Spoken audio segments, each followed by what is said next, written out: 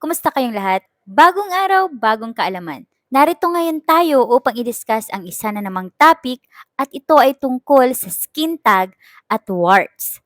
So ano nga bang pinagkaiba ng dalawang ito? Unahin natin ang skin tags. Ito yung mga extra flesh na nagpo-protrude usually sa mga part ng leeg natin, sa may bandang kilikili, sometimes nandoon din sa groins. Usually makikita ang mga ito kung saan mayroong friction sa ating katawan. There are different causes ng skin tags. This includes diabetes kasi sa sobrang taas ng insulin, natitrigger ang increased growth stimulating hormone.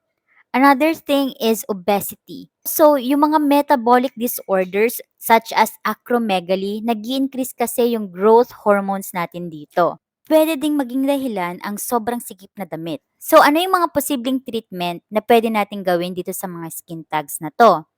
Well, you have to check with your dermatologist first to identify if this is really a skin tag. May mga ibang skin conditions na posibleng katulad ng skin tag.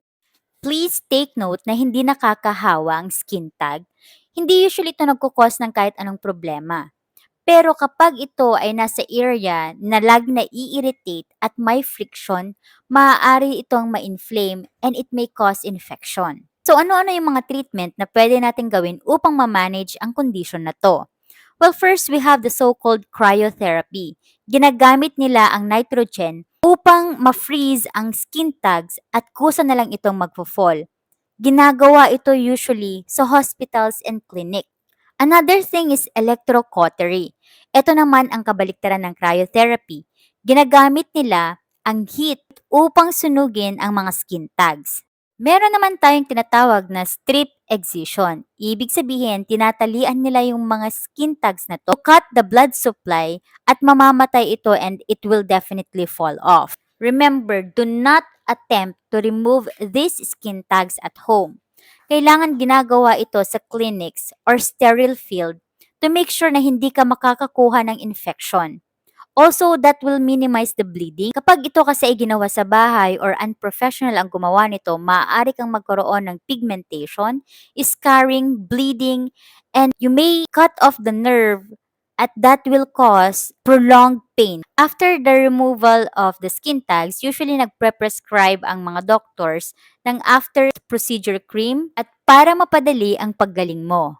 If in doubt, always seek for medical consultation. May tendency pa bang bumalik ang mga skin tags na to?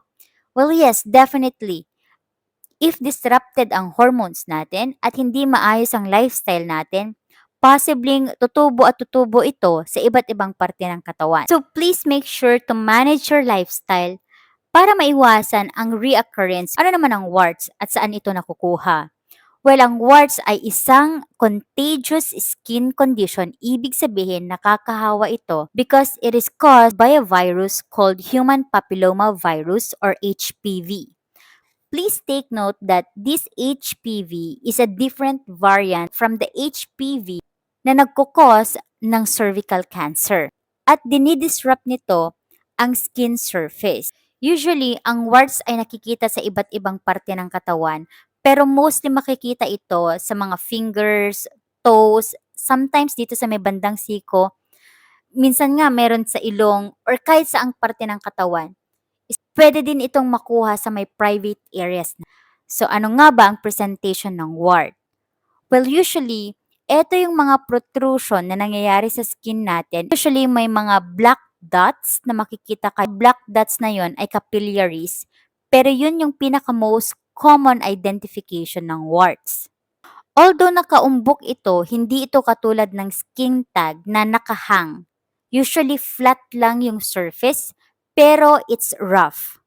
Now remember guys that because it is contagious, pwede itong kumalat sa iba't ibang parte ng katawan, especially kapag kinutkot mo ito at hindi ka naghugas ng kamay, then hinawak mo ito sa kung saan saang parte ng iyong katawan.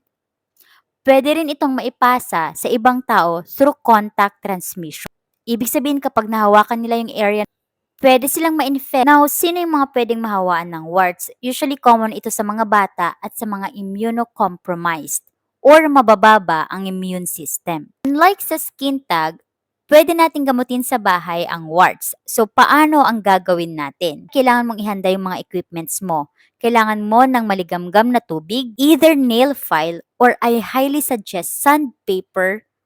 Yung iba gumagamit ng pumice, yung rough na stone, but I don't recommend those. Mas maganda kasing gamitin natin yung disposable items para hindi kumalat ang virus na ito.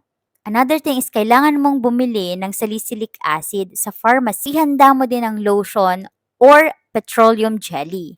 Dahil gagamitin natin ito as a barrier para hindi mapunta yung salicylic acid sa normal na skin. So, paano ang gagawin? First, kailangan mong ibabad yung affected na area sa maligamgam na tubig. Kailangan kasi natin itong palambutin.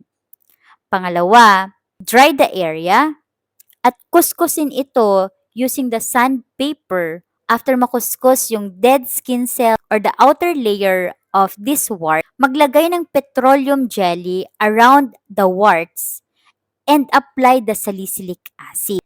Then, just leave it behind. This process can be done daily for the next following weeks. Pero kapag sobrang tagal na, like for example, 3 weeks to 1 month, hindi pa rin nawawala yung warts, if humahapde at sumasakit din ang area na ito, you have to check and consult your doctor already.